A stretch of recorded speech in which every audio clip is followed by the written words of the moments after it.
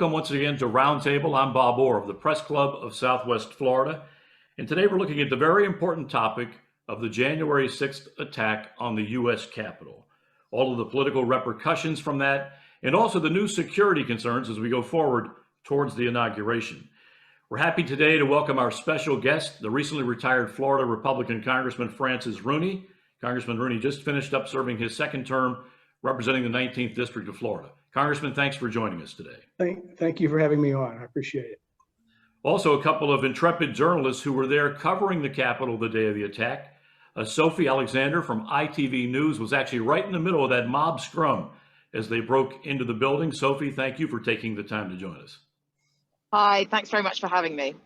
And also Grace Segers from CBS News. Grace was covering the Senate side at the time that the riot took place. Grace, it's also glad to have you on the Roundtable panel.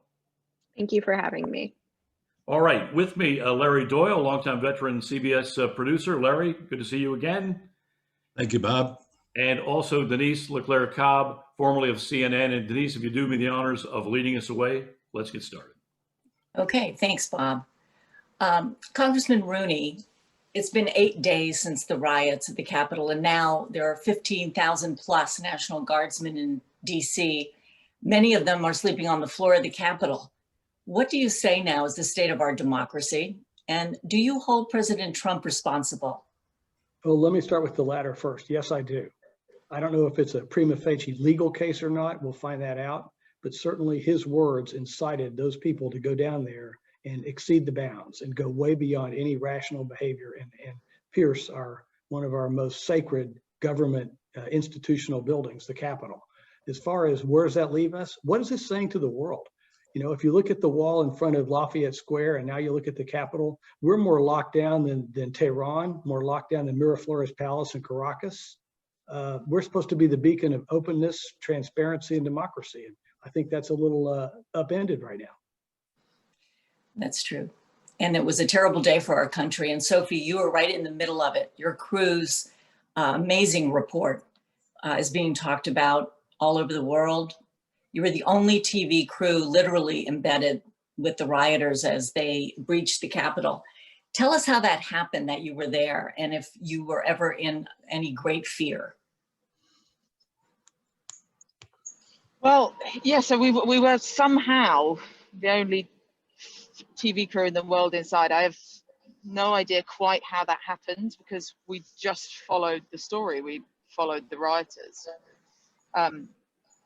I still don't quite understand now where everyone else was. It's still puzzling to us somewhat, but obviously fantastic that at least we got inside to give a snapshot into what was actually happening. But yeah, in terms of any fear or anger we faced inside, I would say despite murder the media being scrawled on one of the doors to the Capitol, and as we all know, the general distaste for the so-called fake news, we didn't really encounter too much anger once inside, because really the fury on that day was not towards the press, it was to those in charge. You know, there were a couple of instances when even though we were only operating with a small camera, the boom mic, and Robert, my correspondent, was doing a piece to camera, and it just draws the eye, it draws attention.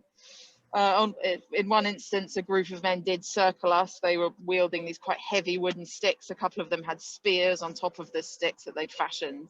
They demanded to know which news outlet we were from. We explained that we were British press. We were from ITV News, which they'd never heard of, which helped as well. And that we were here just to report on the facts and see why this was happening and listen to them. And then we actually ended up doing a couple of interviews with these guys who were quite threatening afterwards. So I would say while it was there were moments that were quite frightening, I think we managed to kind of steer clear, if not get quite lucky in that we were not targeted more than we were.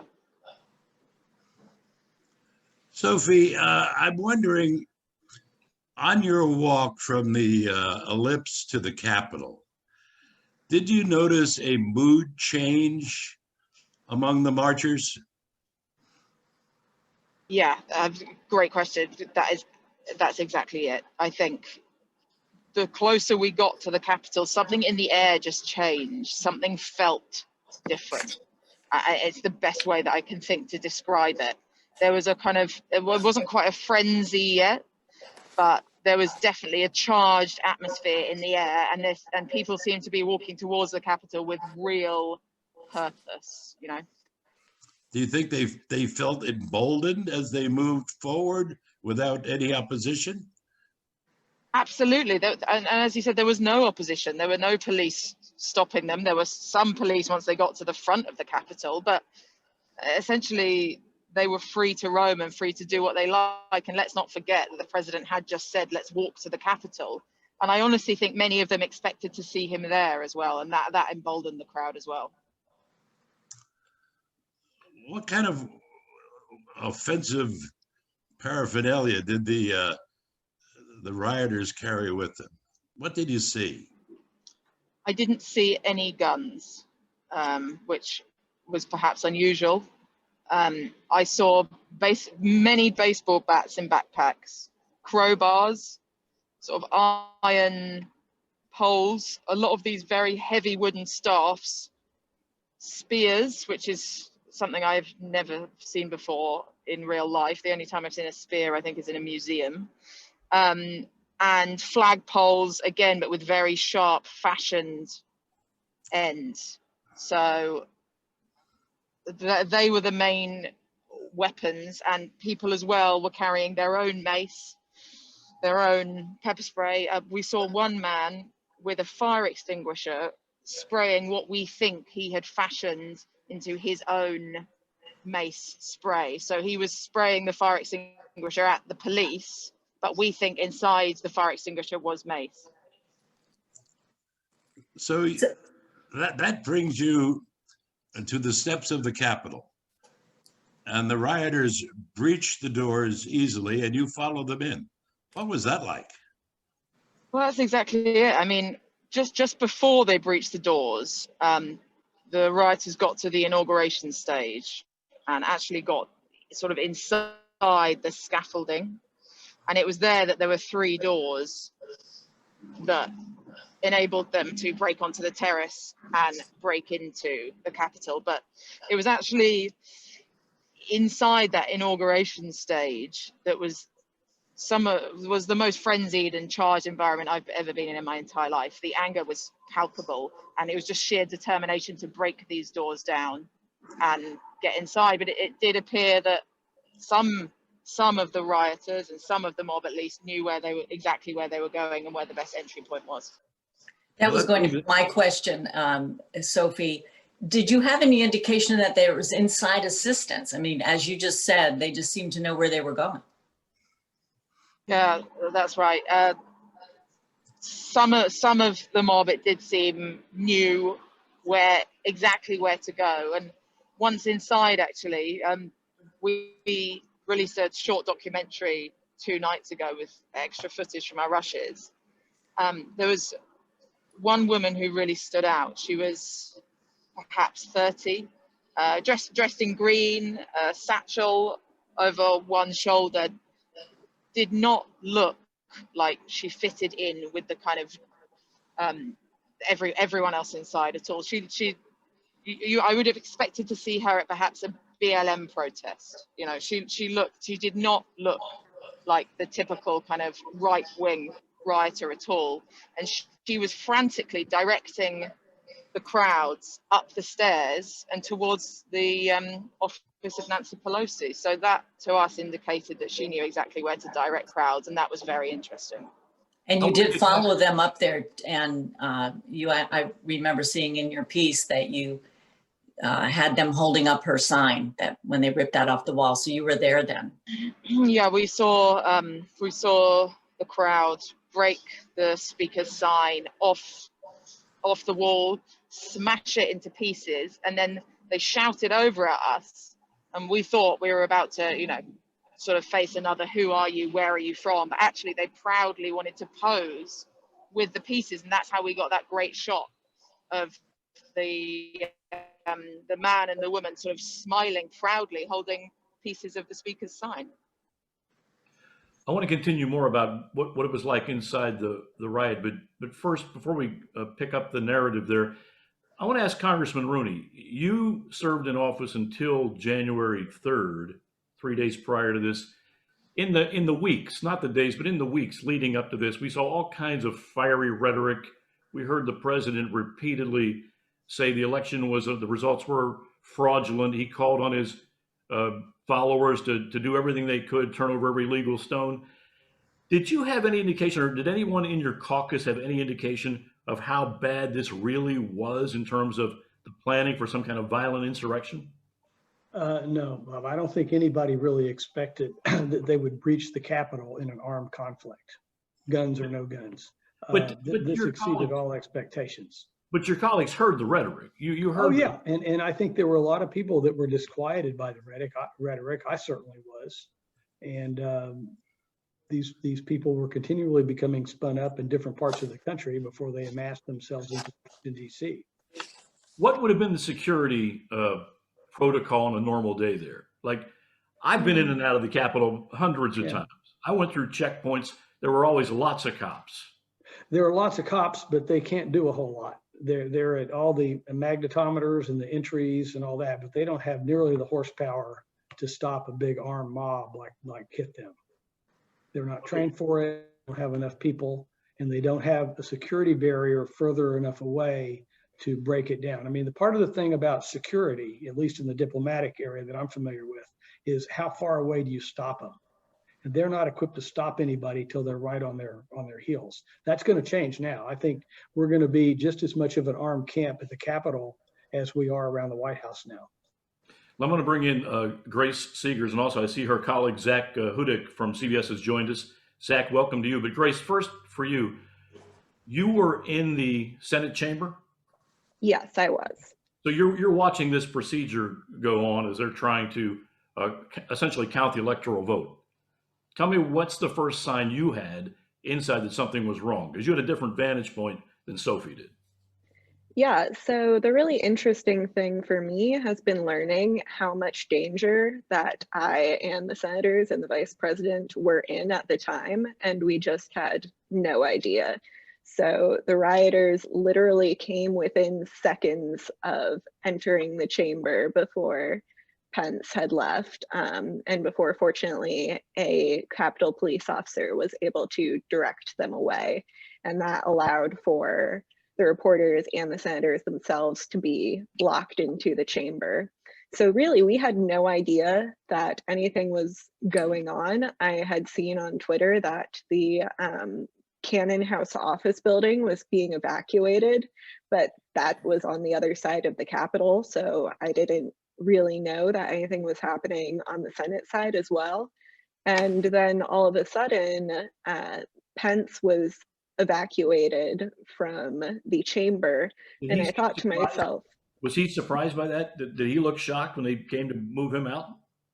no, he looked pretty normal. I think what he thought and what I thought at the time was, this seems like they're just taking precautions. There isn't any immediate danger, but there might be over on the House side, so we'll get the vice president out of here. And then we realized something was wrong, really wrong, when we were told to all get in the chamber and have the doors locked behind us. Well, I heard that the reporters and correspondents were almost left behind, that they That's did true. get the senators out, but you all were still there for a little bit. Yes, that's true. So we were in the chamber for about half an hour. And then all of a sudden, the senators started being evacuated and there was a rush to the door. And one of the Senate gallery staffers shouted down to the Capitol police officers, "What about us? We're up here. What should we do?" I do think that they had forgotten about us since we were on the balcony overlooking the chamber floor. So very grateful to that staffer, because literally moments later, protesters were inside the chamber. And if we had been there at the time, who knows what could have happened. So it was a very close call, and I didn't even realize it at the time. And Zak Hudak's with us now from CBS. You were on the House side, and I know you took some video later of the cops and the security people with guns at the door. Tell me what that was like. At the excuse me, at the early stages, I don't know, would have been about 1:30 in the afternoon, when we started seeing Twitter chatter, that the Capitol had been breached. I think I and most of the people in the room, felt like we were in probably the safest place on the Hill that we could be, or tied with the Senate chamber. And like pretty shortly after that, we went on lockdown in there. And I think everyone still had really tremendous confidence because we were, in the room that we lock our elected officials in. And then I would say about 2:15, everybody was told to take gas masks from under their chairs. They passed them out to the press. They were under the members' chairs on the floor. And I think at that point, everyone started getting a little bit concerned. That was because they had used tear gas in the rotunda. And then pretty shortly after there, you saw them start taking leadership out. I think I saw them take Hoyer out first, but I couldn't quite see Pelosi from where I was sitting. And kind of like Grace was saying on the Senate side, the press and any members who were sitting in the gallery were really the last to go. At the late stages, we kind of had to climb out of the press gallery, and then we're slowly evacuating, but there's a bottleneck. And at the doors, that's the point when we saw security guards, or I guess they're Capitol Police, for the floor, take out their firearms, handguns, and point them at the door. And they were holding up a large, sort of antique-looking wooden chest to keep the door shut, while on the other side, the rioters were, I don't know, banging it. It sounded as though they were like taking a battering ram to it, but they may have just been shouldering into it. And in those kind of last couple minutes while we're still in there, we heard what I'm pretty sure was the gunshot go off. The timing matches up. And I mean, it could have been something else, but I'm pretty sure it was the gunshot. And at that point, like, everybody kind of hit the ground to stay out of the way if anything happened. But then we got taken out, and pretty quickly we're taken to safety. But I think what was really remarkable for me and everyone else in there, and I walked to work, I walked past all these, at that time, I guess, just protesters, no riots breaking out. And I had no concerns. I was like, I'm in the Capitol. And I think, like, for me and for Grace, like, over the last couple of days, it's been really kind of a reckoning of like how unsafe we might actually have been. I think, at least speaking for myself, I had like unrealistic faith in the security here. Even that day, I mean, even as like guns were drawn, I was like, yeah, we're in the Capitol, like we're safe. And in retrospect, I think we were safe-ish, but not incredibly safe. Right. But Congressman Rooney, were you hearing from any of your former colleagues when this was all happening, or did you talk to them then after, but was anybody in touch during? Not during, just after.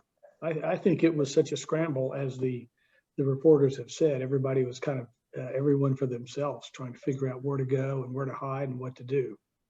But after, yeah, there's a lot of people that were very afraid, as they should have been. But not enough remorse about what happened, to be honest with you, Denise. Out of our team, I would have liked to have heard a little more remorse about the people that did this. Hey, Congressman, this is Bob Orr. On that point, one of the things that just astonished me was after we witnessed, and the world watched this play out on television, after we witnessed this riot, then they re-gavelled in the House and the Senate. They were going about their business. And to my astonishment, frankly, there were dozens of Republicans in the House, and I think 8 Senator Republicans in the Senate who continued to push forward with this idea of not certifying the votes. What were you thinking? I thought it was amazing. I think is absolute lunacy. I'm so glad to see the major corporations in the country, most of those CEOs are friends of mine, say they're not going to give any money to anybody that would not vote, that voted against the certification of the election. That's basically undermining our democracy. It's never happened before. No matter how much John Adams detested Thomas Jefferson, he accepted the result. Same with John Quincy Adams and Andrew Jackson. This has never happened before, and I think it's highly destabilizing. But there's still not across the board remorse. I mean, no, there's not enough. There should be some remorse. We saw an impeachment vote yesterday, and I think 10 Republican House members voted to forward the impeachment article to the Senate. What is your reaction to that? Well, I wish I'd have been there to add to that, but I wasn't. But I think Liz is super strong, and I appreciate her leadership, and John Katko and the rest of them. And but I can't answer for the 129, 30, 40 that continue to put their head in the sand and want to propagate a lie. You know, there's that old thing in statecraft of authoritarian rulers, that doctrine that if you tell a lie often enough, people will believe it. You know, it's worked for Chavez, it worked for Ceausescu, it worked for Lenin, worked for Hitler. These are bad things, and these are all lies, and they need to be debunked. In your opinion now, should the Senate vote to convict the president? I could argue both sides of that. I think if they have the votes, they might as well. But if they don't have the votes, they shouldn't bring it up and have a loss. And there's one argument that says impeaching him now. Well, first of all, I don't think they should impeach him if they can't get it done while he's still in office. I don't know what that out of office impeachment thing looks like. That's kind of like a duck in a goose's body to me. But if they can impeach him while he's there, I could see a strong argument for doing it. If they can't, there is the argument, let things ride and don't make anything any more divisive than it needs to be. That's kind of Rubio's argument. I don't know. I think the people are going to have to sort all that out over time. Let's get back to Sophie Alexander. Larry, I'm going to turn it back to you because I know we want to pick up Sophie's narrative. When we left her last, she was outside the speaker's office and had ripped a sign off the door. So I guess what I'd like to know, Sophie, at that point, were you wondering how far is this going to go? I mean, are we going to see hostages taken? Are we going to see Congress people hurt? I mean, what are you thinking when you see this? Because it seems no bounds. There's no bounds for these protesters. Yeah, truthfully, I had absolutely no idea how far this was going to go. And truthfully, while safety was on that day was my first priority, I was also kind of just, it was quite hard to think ahead because it was so unpredictable. I've never seen anything like that. Robert, my correspondent who's worked in news for many, many years, has never seen or witnessed anything like that. And I think we were just kind of taking almost each second as it happened, because we couldn't have predicted. We couldn't have predicted how this was going to go, what was going to happen next. It was completely new, completely unpredictable. So I was just conscious that I had to keep the team safe, and we wanted to keep rolling.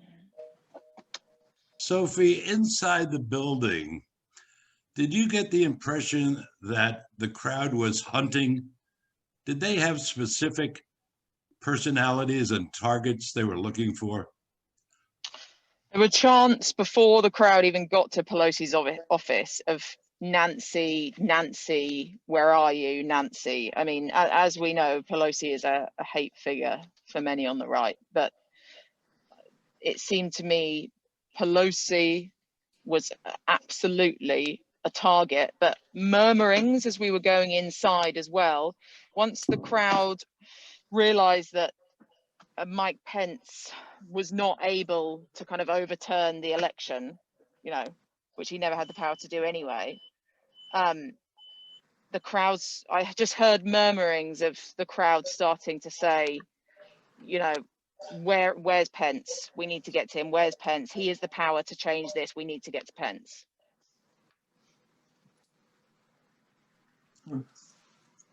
Congressman, can I ask you to change from your legislative experience to your ambassadorial role? How did the events of January 6th impact the selling of American-style democracy overseas? Well, that's kind of what I mentioned earlier. I think we've got some serious work to do to rebuild our position in the world for a variety of reasons preceding that. But the world looks at us as a beacon of stability, transparency, democracy. And I don't know how we can make those arguments when we're a lockdown, when we're in a total lockdown situation. I mean, there's more security around the White House and the Capitol right now than there is around Miraflores Palace in Caracas, than there is in La Paz, Bolivia. This is highly unusual. And what picture does that present to the world about America and their country's hopes for freedom and democracy? How so? Yeah, it's not good. And Grace Segers, I'm going to need you to unmute your mic, Grace. What are you hearing now about the security risk going forward? Because there's still more business to do. The inauguration's coming up. Washington looks like an armed camp. What are you hearing? We see all these FBI bulletins, all these warnings of other potential threats. What are you hearing inside? So I think that the inauguration is going to be as secure as it can be. Yesterday, I was at the Capitol on the House side to report on the impeachment vote, as was Zak. And it was really crazy to walk into the Capitol Visitor Center, which is usually filled with tourists, and see hundreds of National Guardsmen napping on the floor, cradling their guns because they had just finished an overnight shift protecting the Capitol. And we heard that there was a very high threat level yesterday, but didn't actually see any protests or riots. I felt as secure as one can be, surrounded by thousands of guardsmen. And I walked to work. I live about 20 minutes away. And on my walk back home, they had put up these 8-foot fences several blocks away from the Capitol, just a kind of a perimeter squaring off the entire complex plus a few blocks. And I actually had a hard time getting out of the perimeter because there were so many fences and so little entrances that I didn't know how to leave.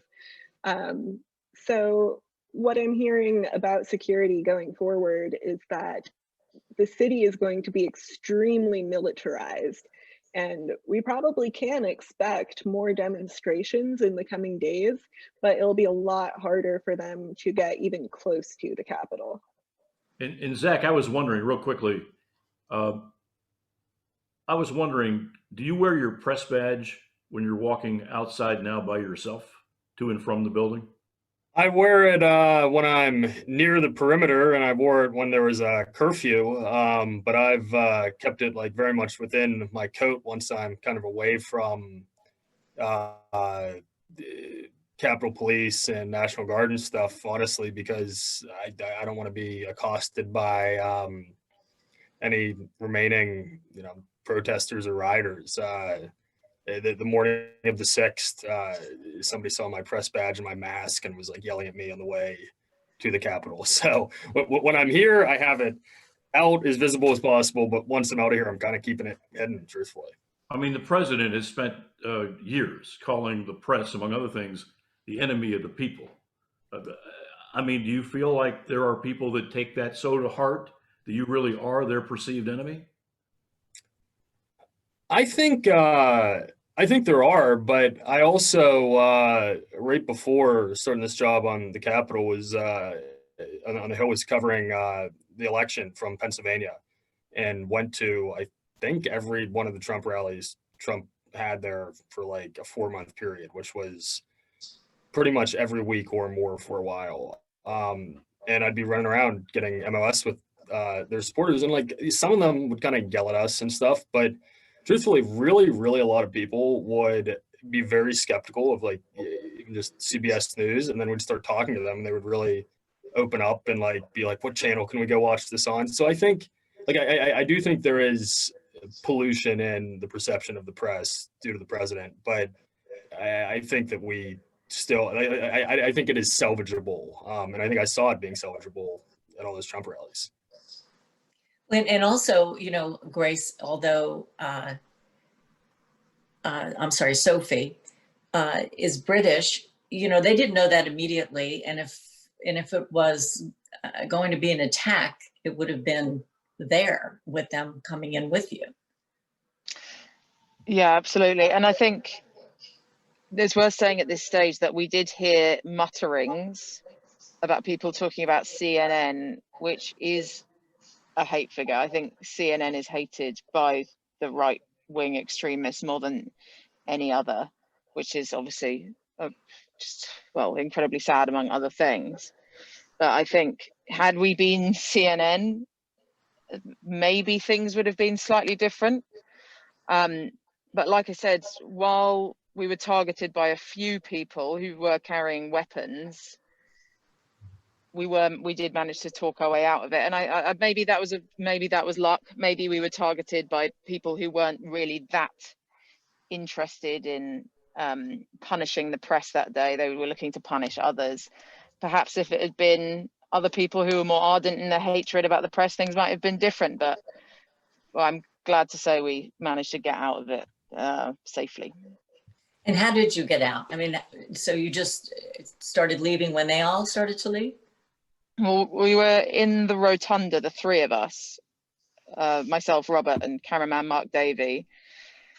And we looked at our watch and realized that if we wanted to package this for our News at 10 program in the UK, Robert had to leave immediately. So Robert left. I told him to message us as soon as he was safely out, and he ran back to the bureau and started working with our editor, Adam, to get this on the air. Mark, the cameraman, and I stayed in the rotunda, just gathering, just trying to get faces, detail, you know, the badges on people's bags, the flags they were carrying, the markings on their hats, just trying to gather and take it all in and just get that atmosphere and hope to, you know, put that on air. Finally, the National Guard showed up. They really took a long time, because until then the crowd had just been free to do what they want. The police had absolutely no chance of stopping them and weren't trying to, and I don't blame them, because they would have probably been killed. But when the National Guard showed up, they formed a line and we were pushed to the ground and essentially just forced out of the rotunda, at which time we looked at our phones and our watches again and realized that we had some excellent new footage, and we just managed to force our way outside and ran back to the bureau. One of the questions that is going to go on for a long time is how much pre-planning, if there was pre-planning, how much of this was a conspiracy. I'd like to ask the congressman, there's a movement now on the Hill among some Democrats who are saying they saw tours being conducted, unusual amount of tours being conducted on January 5th. The Capitol's been closed largely to visitors since March. Do you make anything of that? And do you think that is a thread that should be thoroughly investigated? Well, definitely it should be investigated. I read what Mickey Sherrill put out, that she'd seen some staffers escorting constituents, if you will, around. I don't know if some of these people infiltrated the offices under false pretense, or whether there was a conspiracy on the part of some of the Freedom Caucus type of people to escort them around. But that would take this thing to a whole new level of insurrection if elected officials and their staffs were aiding and abetting this assault on the Capitol. The other thing I've heard is that a couple of the Capitol Police were kind of sympathizers with the protesters, which is also disquieting. You just don't dismiss this out of hand. You're saying no, not at all. I think it needs to be, everything in this deal needs to be run to ground. This is an incredibly big deal that our Capitol was breached. Incredibly big deal that these people have been spun up all around the country to commit violence and mayhem, and it needs to be run to ground. I want to take a few minutes as we get close to the end to allow some other folks to ask some questions. So if you have a question, raise your hand and then unmute your mic. And then as soon as you're done with the question, if you can mute again. David Silverberg, go ahead. Okay, can you hear me? And please identify yourself too. Okay, my name is David Silverberg. I was a former Capitol Hill reporter with the Hill. And my question is to the reporters who were there on the ground. Now, what I'm doing now is looking at the accounts of this event that have been brought back by local activists who were there. So one local activist who's very prominent, his name is Alfie Oakes, is saying that the following things: that the people who entered the Capitol were paid actors, that they were Antifa, that these were agent provocateurs, and this is sort of the myth making that's going around here. So my question to all the reporters who were there: did you see any evidence of this kind of conspiracy, that these people were in disguise, that they were Antifa, that they were paid actors, that they provoked the crowd in a way that it wouldn't otherwise have been provoked? And my other question is, has to do with the numbers of people who were there, because Mr. Oakes is saying there were 1.5 to 2 million people. And I know that, I believe the Capitol Police have now said that there were perhaps 8,000 rioters. So those are the two questions. Did you see any disguised provocation, and what were the numbers you would give it? Thank you. Well, just speaking for myself, I've also been seeing those claims, and frankly, they're absolutely ridiculous. The idea that Antifa somehow infiltrated the group, there is absolutely no evidence of that. We have seen people on the ground at the time saying they were doing what they were doing to support the president. Some even said that they were doing this because they heard what the president said and came to the Capitol at what they believed was his urging. They were wearing MAGA hats. I mean, the evidence, all evidence points to this being a mob of Trump supporters.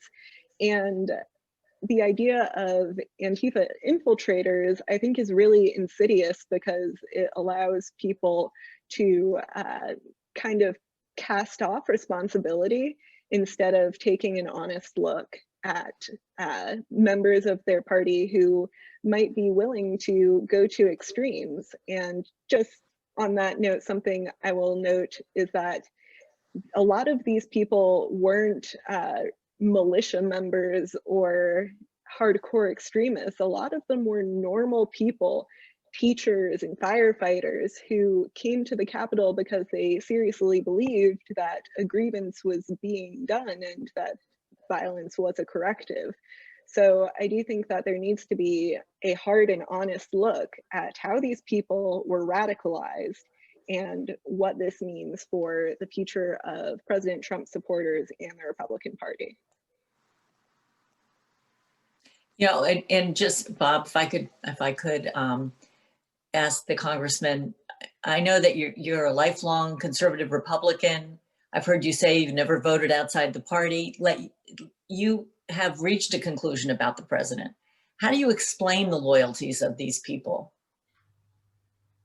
Well, he clearly tapped into something that none of us realized, the depth of the resentment and alienation and the antipathy to the so-called global elites and the demographic changes that are present in our country and are going to be here. And he's leveraged that into a culture of hate. And I think we have a lot of work to do to figure out where we go as a Republican Party. The Republican Party used to stand for free enterprise, lower taxes, supporting business solutions instead of government solutions, and willingness to work together with the Democrats in things like foreign policy and common goals. And we don't have any of that right now. Jeff Margolis, I saw that you had a question. If you would unmute your mic, ask your question and identify yourself, please. Thanks, Bob. I'm Jeff Margolis, a member of the Press Club of Southwest Florida, and I have a question for Sophie. Based on the information you provided in the video that your crew has, is any of that material do you think of use to the FBI? Hi. Yeah, they're going to use the footage that is already readily available, the 7-minute long package that was put out on our program. But anything else they require, if they want our full rushes, they're going to have to subpoena us. That's our legal position. Okay, Rick. And will Rick, you give that? And will you give that willingly, or you probably Well, don't know that? But what are you hearing? No. So obviously this goes way above my little pay grade. But no, we're not willingly giving up our rushes. We're not willingly giving up our rushes. We are going to wait, and if we're subpoenaed and we have to give them up, then we will. Rick Pullen, I think you had a question. If you would unmute your microphone and ask your question and identify yourself, please. I'm Rick Pullen. I used to cover Capitol Hill 20 years ago. So I'm back and forth between Washington and Florida. I want to ask all of you, what does this mean for conservative media? They call themselves reporters. They call themselves, I'm thinking of Fox News, but now it's even gone further to the right. And, especially Congressman, I'd really like your view on this, but the reporters too, just how do you deal with, they've been promoting a lot of these ideas that Trump's been putting out, especially the lies, especially since Election Day. Congressman? Well, I think we need to turn a new page after next week. And we need to somehow or another figure out who believes in the traditional Republican Party, which is an in the hash marks group, and who doesn't, which is an out of the hash marks group that's doing all these things. And I don't think there's any quarter to have between the two. But what do you think of conservative media? Do you think they played a role? I've been writing a lot about how do we fix the problems that we have right now, partisanship and all that. And I think 3 simple things would be really helpful if we could somehow do it. Term limits, return of the fairness doctrine, so that we can defang the partisan media on both sides, and then redistricting balanced districts so that the election that takes place is the general, not the primary. If we could do those 3 things, I think we would move the ball from the 10 to the 50. Do you think the fairness doctrine should relate to social media? Absolutely. Like Facebook? In fact, I was working with David Cicilline while I was still there, that I think we need to treat them as content providers, just like under New York Times v. Sullivan and all those other lines of casework. They're like, to me, they're like TV or newspaper. They can't sit there and say, I'm just a pipeline, and whatever goes through it, we have no accountability for. That's not right. All right. And the others, I'd like the others if they could comment on that. Quickly, I'd like to move along if we could. Does anyone else have a comment on that question? We're gonna move along then. Thank you, Rick. I know Robbie Spencer had a question. Robbie, are you there? Yeah, sorry, I'm driving, so my video's off. But I used to be the editor of a local paper in Naples, obviously Florida Weekly, and I've freelanced for a number of publications, including the Times. But I just want to say, I think it's one thing to be a foreign correspondent and being in these types of situations. But I'm curious if any of the reporters have any thoughts on like how you feel after being a part of this experience. Like, have you done any soul searching regarding, your profession? Just like, how are you feeling after being a part of this experience regarding your job and just being there and witnessing this?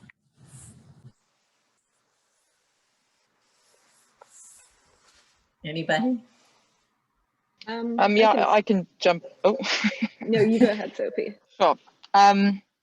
It's obviously been quite overwhelming. I'm not actually necessarily a foreign news producer. I'm sort of just an all-round producer. I've only been living and working in DC for a year, exactly 1 year to the day of when the insurrection happened, actually. So yeah, I mean, it's a lot to take in, but it did absolutely affirm my belief in what we do and why we do it. Because had myself, Robert and Mark not gone inside with rioters that day, we would only be left with social kind of very blurry social media footage from the rioters to kind of base events on, but actually our report gives an exact, not just a snapshot, but a real insight into what people were thinking and why they did it. And I think that's ultimately why we do what we do, is to just tell the story of other people. And I think that my belief in what I do has completely been affirmed now. I would agree with Sophie in that I believe our profession is very important and my belief in it has been affirmed. I mean, it's obviously disturbing to have your place of work be the site of a domestic terror attack. But I know that my reporting and Zak's reporting on the House side was really critical to CBS on that day.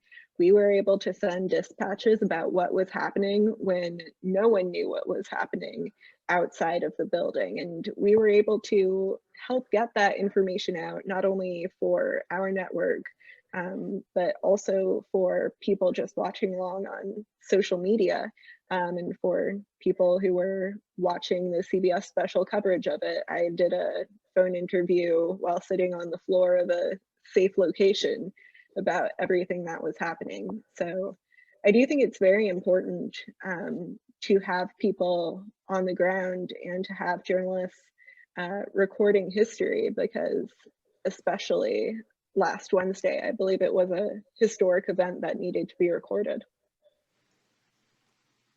So I think we're close to wanting to wrap this up. Larry, do you have any last points you'd like to get in here with our journalists?